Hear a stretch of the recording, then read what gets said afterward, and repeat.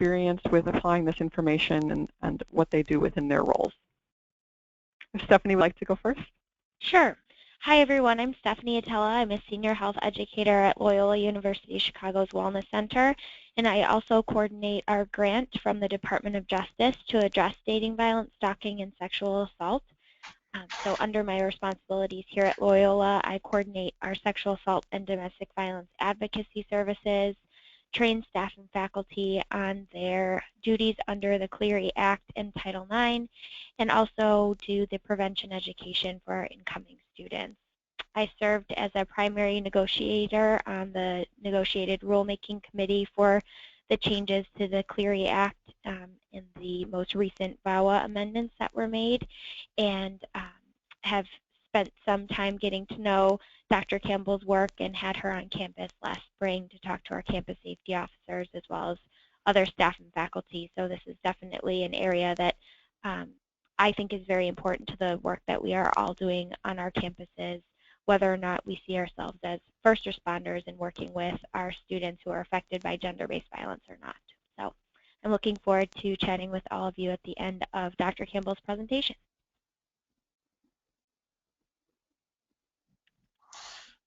And yes, my name is Ryan Holmes. I'd like to say thank you all for having me. It's a pleasure to be here with you all.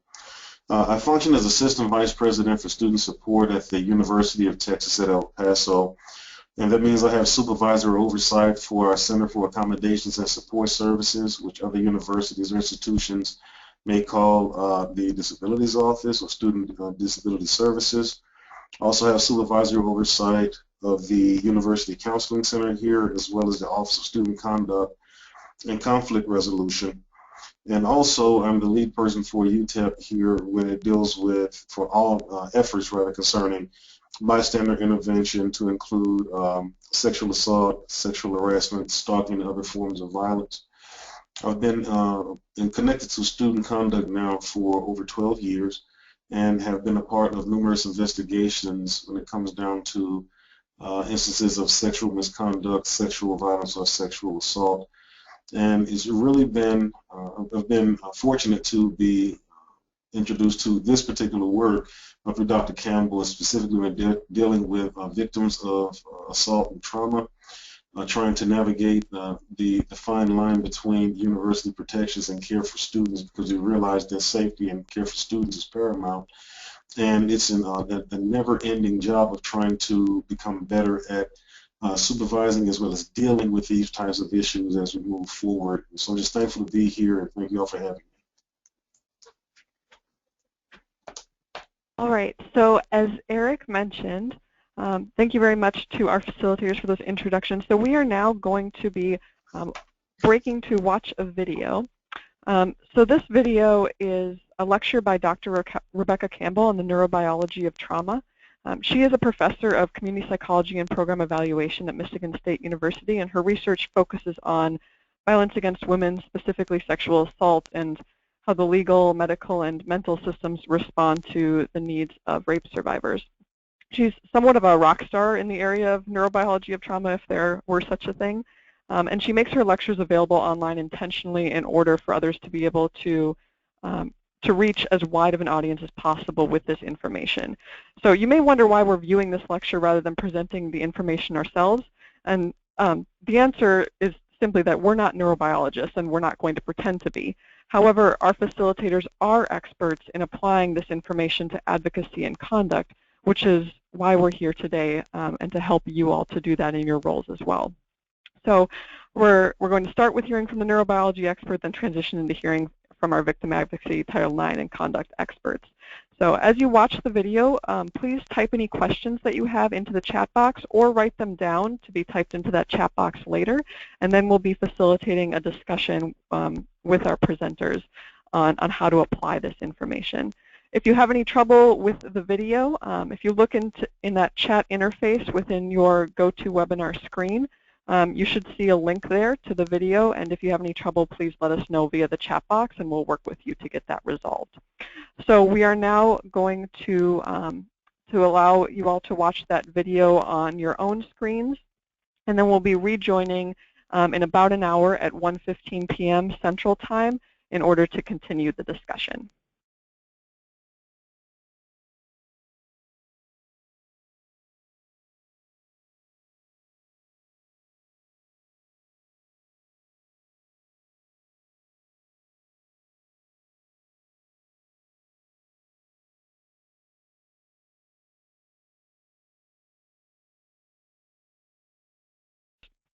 So we've already got some questions coming in, so feel free to keep typing those and we'll refer to those.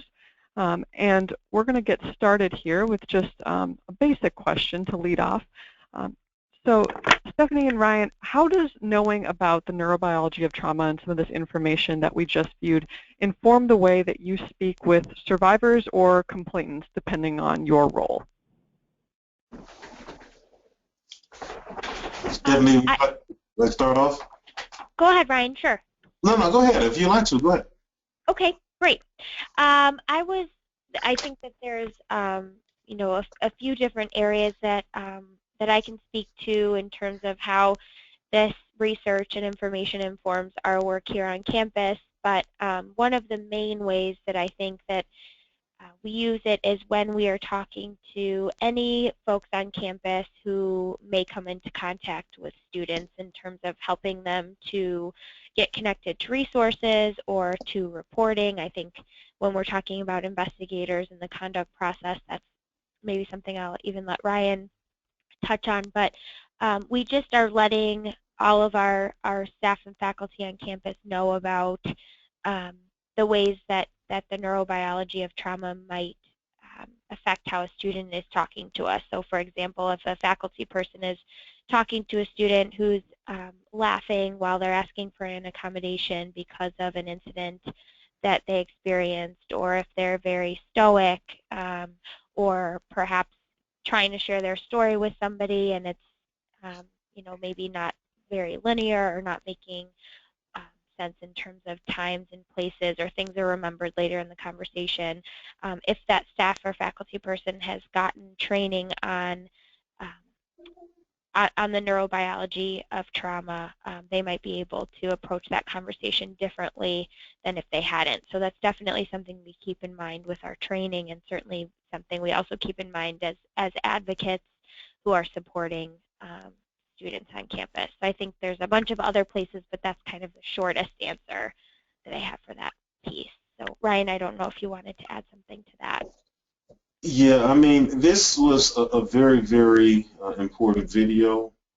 I also believe that Dr. Campbell's work has been very important to change how we really interact in a variety of ways. One of the illustrations that she gave, though, in the video spoke about the various sizes of Post-it notes being on a cluttered desk and those types of things. And so that is one of the things that we here at UTEP, specifically the staff that works with me in investigations, has really paid attention to in changing the way that we communicate with survivors/complainants.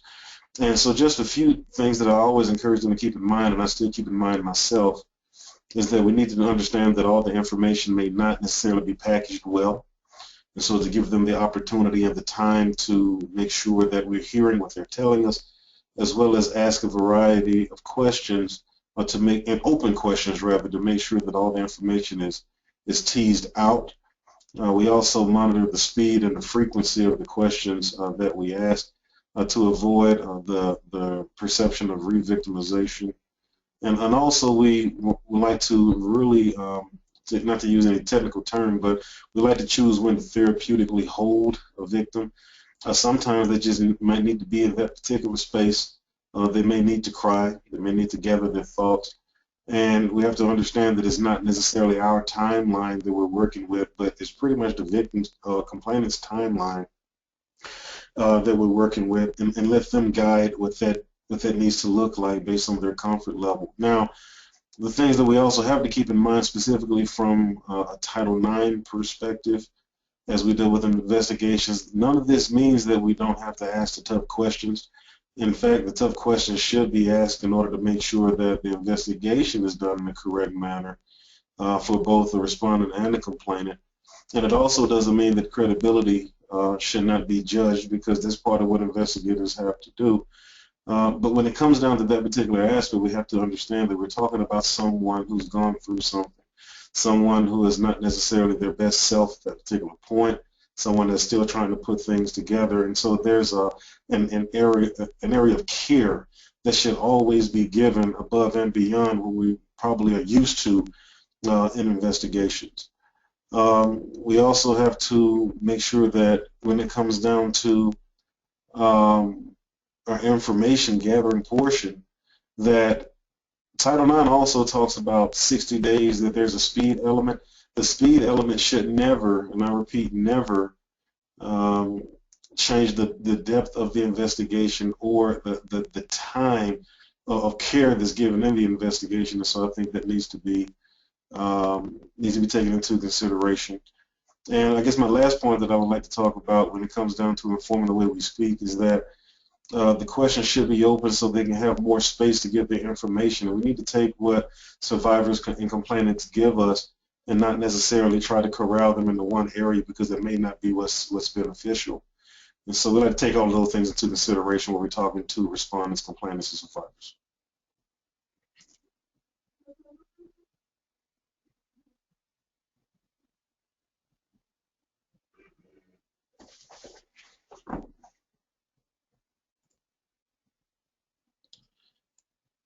Are we still Shandy, here? is there another question? I know Shandy, the one who's able to see the questions in the box, so I'm not sure where she is. It looks like Shandy may have stepped away for just a second. Shandy, it looks like you're muted. If you want to unmute your microphone, and then we'll have you rejoin us here. Otherwise, I can jump in here as well and help.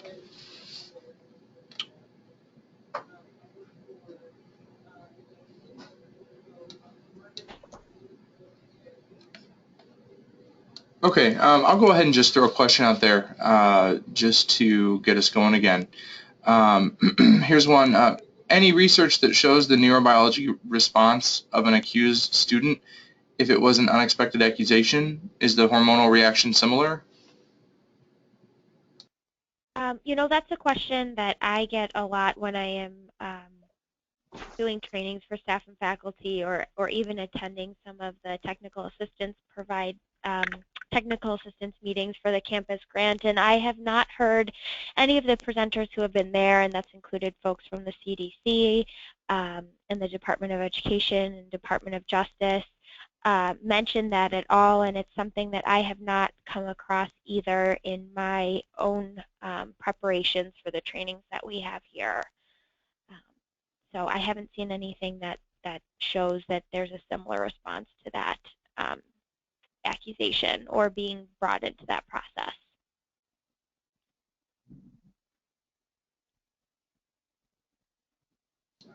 Great, thank you, Stephanie. I did get a note here from Shandy that she is having some technical difficulties. So Shandy, if you'd like, try hanging up and calling back in, and then we will see if you can rejoin us in just a moment. I'll keep things going here as well. Another question was just asked, is more of a housekeeping question.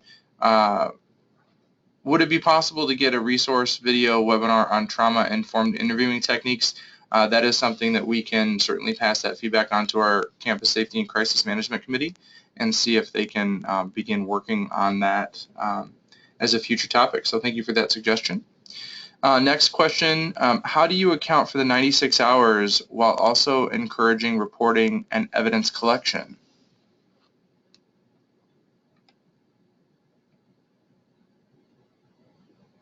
I guess I would ask, just pose a question back, which 96 hours are folks referring to for that? Sure, I'll pause here and allow the question asker to submit clarification. Shandy, Okay. Are you back with us? I am. I apologize for that. My unmute button wasn't working there. But I believe that was a reference to what Ryan was referring to earlier, and the need to do investigations quickly to gather all that information, as well as trying to balance that with care for those who are involved. So how do you work through that balance in order to to emphasize the importance of doing that quickly, but also getting all that information and doing that in depth.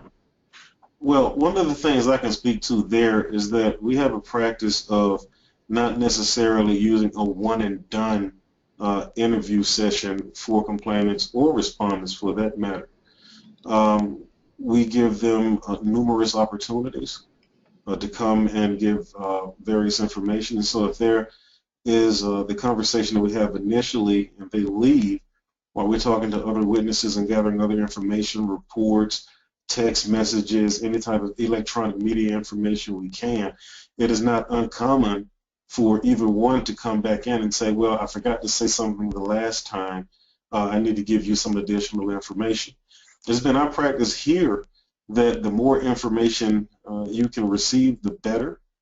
The longer the report is with things that can actually be used and weighed for credibility, the better. And so we do not have a practice at all of stifling information or telling someone, well, you know, we've already spoken before, anything you tell us now could be seen as a lie or those types of things. No, it's really about information gathering, and I think that's a really crucial difference in a lot of ways between the criminal information gathering process and the student conduct / higher education institutional fact gathering process. And so when it comes down to doing things quickly, I understand that there's a process there and people need to come in, but we also allow the door to remain open to gather information through the end of the actual investigation before determination needs to be made. And now some of this, as Dr. Campbell referenced in her information that she shared, it can take up to 96 hours for the prefrontal cortex to clear out those hormones that are clouding up some of those memories. Mm-hmm. But often there's that emphasis from responding officers or others to get information out as soon as possible. So do you give any consideration to that time frame in either a conduct process or from an advocacy and support standpoint? Well, additionally, sorry, go ahead. No, I think that goes back to, like, you know, the ability for folks to come back in, regardless if it's the complainant or the respondent. See, when it comes down to the criminal process, you know, we don't govern that, and the way that law enforcement choose to do those interviews, while we work with them outside of the actual crisis situation for them to better understand trauma and how to question and the timing and those types of things. We don't govern it, but for us, I mean, of course we need to respond so we can actually say that, and I believe that a lot of people across the country would agree with me, have to respond swiftly so that we can make sure that the complainant / victim is getting the services that he or she may need, but also have the ability to tell their story. But that does not mean that it should be the end all be all at that particular moment. And so that's where, after that 96 hours, or before for that matter, if the complainant would like to come back in and give additional information because that pile of post-it notes on the cluttered desk is starting to make more sense now, we still allow for that to occur. And I would say for us, it sounds like, Ryan, our process is slightly different in terms of the structure and timing. If a student does have more, you know, evidence or things to give after certain points, it might result in an appeal of a case as opposed to reopening of a case. But as far as the 96 hours for memory to set in, most of our students, at least the ones who I've supported over the past 6 years reporting on campus, are not reporting within those 96 hours. They're reporting several days after, or even weeks or sometimes months and years after something has occurred. So as far as Dr. Campbell's research on the memory piece, we haven't really run into that timing issue because of the choice for folks to delay reporting a bit for whatever reason, because of that memory, because of you know, sitting with what happened and deciding that the feeling isn't going away, or being ready, or have gotten support from friends or family about their decision to report. So we always request or respond to a student within 24 hours to 48 hours of a report, 24 now that there's a new bill in Illinois that dictates that we'll have to do 24 hours. But you know, we've always responded and invited the student in to have a meeting with our Title IX coordinator right away. But certainly any investigation, I don't think would be started up immediately in those 24 to 48 hours. Well, a small investigation would, just to deem safety for the rest of campus and things like that. But the big eye investigation, as our Title IX coordinator would put it, would probably happen after those first hours of a report coming in. Yeah, I need to give a bit of clarity here to Stephanie. I'm not saying that after an investigation has been closed, individuals can come back in, you know, in the form of an appeal or a case closure and those types of things. What I'm talking about is in the initial investigation. First of all, when it comes down to a Title IX investigation dealing with sexual assault, unless things are very, very clear cut and no witnesses and there's very little information, nothing should be closed up on an investigation from my standpoint within the first 5 days anyway. So what I'm talking about is the actual investigation or gathering of information within that first week. Should someone have to come back in and give additional information before a case closure, determinations, finding, any of those things have occurred, they have an opportunity to do so. Great, thank you. There's also a question here regarding communicating with survivors or complainants about any post-trauma guilt or questioning they might be having, and specifically in regards to that fight, flight, or freeze responses that were referenced in the lecture. So I guess this might be a question specifically for Stephanie, but certainly for either one of you. Have you ever used that knowledge to help explain to a survivor their response, or to help respond to some of that guilt or questioning, or do you use that information more just in how you approach the conversation in general? I would say a both and. I definitely have used it more generally and also have referred to the actual research to help somebody understand maybe why their body or thought process went a certain direction or didn't do what they think they might have done in that situation. A lot of times, you know, you talk to people who say, oh, I would do this if this happened to me, and then when they're put in that situation, they may act very differently for the very reasons that Dr. Campbell's research explains. And so it can, I've seen it be very comforting to people to understand why they didn't have the energy or why they felt like they couldn't move, or, you know, doing whatever. A lot of times how I phrase it is doing whatever they needed to do to get through that situation safely, especially if their mind and body is deeming it a life-threatening situation. So I think it depends on the context of the conversation. As an advocate, one-on-one in a confidential space, definitely have gotten that far in a conversation. If I'm out doing an educational program, I might also refer to that. But other times, if it's a hotline call and I don't, you know, have very much time with the person, or the conversation hasn't allowed, I certainly, or if it's overwhelming too much, it, you know, totally depends on how the student is presenting themselves. But yes, that's definitely information that I've been very detailed in sharing with the student, or just more generally referred to with the student.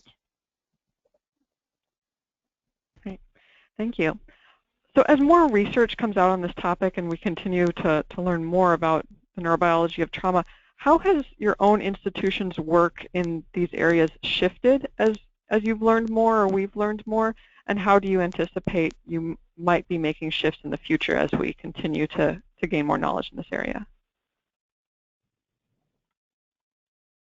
I know for us that we have continued to make sure that this information is in our training materials.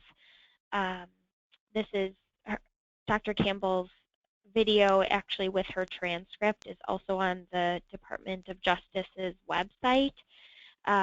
So it's definitely information that we have referred to. It's actually information that is in the Not Alone documents in terms of what the White House expects us to be training our hearing board members and investigators on, and is something that we've included in our training materials, as well as our resources for survivors. So we have things called like advocacy packets. So when a student comes to us, we give them a whole bunch of information that they might find useful when they're ready to take a look at it and refer to some of this information. So I know it's come up for us in a number of ways, but certainly first and foremost is our training for hearing board officers, investigators, and for other responsible employees on campus. Thank you. Ryan, have you noticed anything in regards to the conduct area or adjudication of a Title IX cases?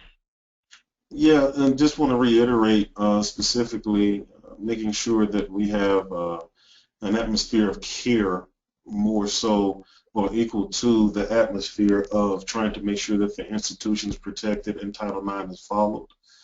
The more we learn about, the way students respond, specifically complainants and survivors, the more we can actually change our method of questioning, improve our method of questioning, improve our timing, as well as our resource offerings and the way that we give them both before and after. This has even impacted the way we add certain components to our bystander training for someone who may be a first responder after an incident has occurred and those types of things, what and what not to do. And so I see us to continuing improving upon those particular methods as more information on this comes out. And Dr. Campbell's work has been very integral in that determination. Great. So, of course, while respecting confidentiality, are there any examples you might be able to share, specific instances where your knowledge or the knowledge of the people you have trained on this topic has been beneficial to your approach with students, either with conduct or advocacy or first response? Well, for that one, I would probably say not just for students, but also for law enforcement, because it's a practice that law enforcement investigations and student conduct investigations are separate. But in a lot of ways, sometimes information can be shared to aid both. And I can remember one situation specifically where law enforcement, is speaking to them, didn't necessarily understand the credibility of the complainant.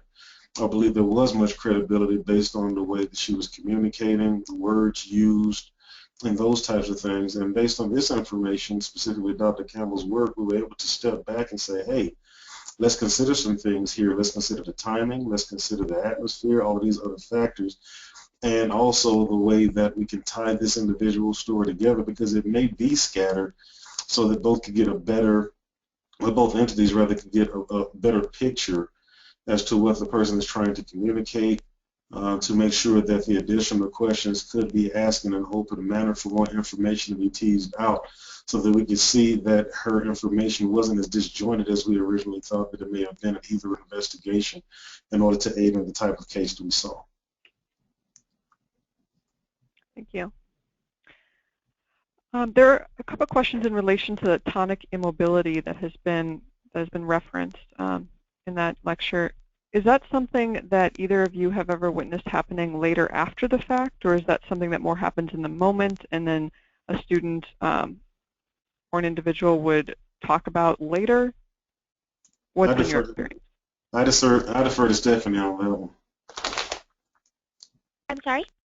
I would defer to you on that one, Stephanie. Oh, okay. Does the person mean like during an incident versus after? Would it ever I think it's a reference to would it ever happen after the incident when they're recounting it. Oh, I'm not sure that I understand how that might play out, that I can see how that may play out. I think people can disassociate when they're talking about something that they might find traumatic, but I would certainly refer to a mental health professional on that. So I'm not, as an advocate, I haven't seen that play out where I'm talking with a student and suddenly they're frozen and unable to move or speak. So yeah, I don't see that being out of the realm of possibilities if they're triggered or have a memory come in, but I have not personally seen that play out where I would name it that. Thank you. There's been a lot of reference to the importance of training our investigators, working with campus safety officers, other advocates on this information. So would you be able to share a little bit on how you go about training in that area, and how, maybe specifically from Ryan's perspective as well, how you train on trauma-informed interviewing techniques when you're doing Title IX related investigations? Well, that's a two-part question. Let me take the second part there first. Specifically when it comes down to investigations, not only do we train here based on the things that I've been able to do across the country, but we've also had numerous trainings from for-profit as well as not-for-profit associations, NACUA being one of them, to help us in that particular regards. And anyone who would be charged with any type of an investigation, whether it be housing staff or conduct staff, or in our case, our Equal Opportunity or Equal Employment Opportunity Office, has undergone those types of training to better inform their work. When it comes down to grand scale, one of the things that we always try to instill in our folks here is that regardless if you're an investigator or not, that information should not stop with you. That if you're not an investigator but you still function as a responsible employee under Title IX, not to make any type of a judgment as to what's true and what's not, but to make sure that whatever information you receive is given to the appropriate personnel. In our case here, the Title IX coordinator, deputy Title IX coordinators, law enforcement, whether it be off campus or on campus, or even our regional office in Dallas, Texas, to make sure that the process is started. But specifically to the actual informed interview techniques, we've hired outside sources to train us with that, as well as here in our system, specifically when it comes down to hearing officers and the way that they would like to have investigations go, specifically in the hearing process. Our Office of General Counsel is very, very astute and willing to help with that. They also would go to any institution around the system campus, well, around the system. And for us here at Loyola, we are very intentional with telling our responsible employees, in fact, not to interview students, to leave the investigating up to those folks on campus who are designated as investigators should a student want to make a formal report, but instead as those first responders or responsible employees to simply get the student connected to the confidential resources or to the reporting options that they might be interested in, and then take the time to train our investigators and hearing board members based on any best practices that are out there. So the End Violence Against Women International website has some trauma-informed resources under their best practices tab, and there are some webinars, some fact sheets, some published articles and other things like that that can speak to some of the best practices in terms of interview techniques from a trauma-informed lens. Thank you. Sure. I'll give, if there are any other final questions, please submit those at this time. Otherwise, I'll wrap up with this one. Are there any other best practices or resources that you wanted to highlight that haven't been mentioned thus far in relation to applying this information for each individual campus or your particular role? I would say the Victim Rights Law Center, the Cleary Center, those are two go-tos. And I'm hopeful that the White House will continue putting out some materials. They've promised a few things coming up in terms of training hearing board members and other resources that they will name as best practices. But I would also say for folks to caution people, there are a lot of folks who are coming out of the woodworks now saying that they have a certified training or an approved training, but there has been no one training that the Department of Education or Department of Justice has named as a certified training or anything like that. So I know we get inquiries all the time about trainings and things like that. So I would just say, you know, going to those good national resources and waiting to see what else the White House might share. But I know that there's some very expensive trainings out there that don't necessarily meet all of the needs. Excellent point, Stephanie. Okay. Well, I just wanted, was there anything else? Did I cut anyone off? No.